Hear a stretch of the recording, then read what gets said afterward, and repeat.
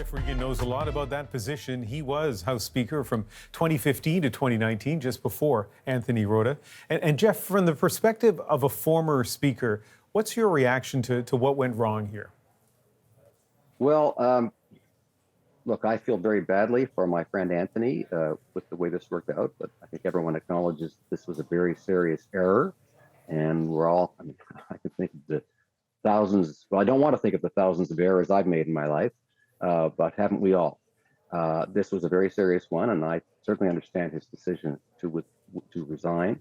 But people are asking really about how do you avoid this, and there's been a lot of talk about whether is it a security risk. I don't think that it's a security risk issue here, and so the Parliamentary Protective Service would look at the list of people who are coming and assess whether they have a criminal record, whether there are outstanding warrants for them, whether they are a security risk, which doesn't appear to have been the case here.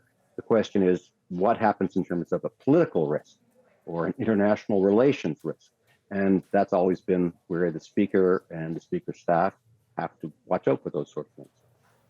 But, you know, a lot of people are wondering, how does a mistake like this be made, even if it is just, not a security matter, but a matter of perception and politics and decency, some would say. Well, a simple Google search might have avoided this problem. So how do you think this happened?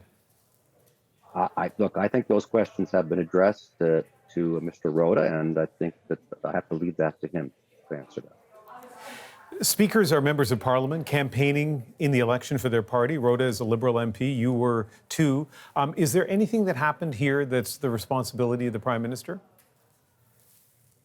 Look, I think that this raises an important issue, and that really is that the executive reports to the House of Commons. And why is that important here? Is because the Speaker is, of course, the servant of the House of Commons and also the representative of the House of Commons. And so the Speaker makes the decisions about invitations and basically what happens in the House of Commons. It's not the Prime Minister's job to do that. So I have a real problem with the idea that the Prime Minister's office control things in the House of Commons, right? They have, the government side has influence in terms, according to the rules of the House of Commons, but it shouldn't be controlling things, and it shouldn't be directing the Speaker, because, the reason that we're a democracy in a sense, the Speaker's central role in the democracy is to make sure that the government reports to the House of Commons, not the other way around. In terms of making sure something like this doesn't happen again, do you have any advice for the next Speaker?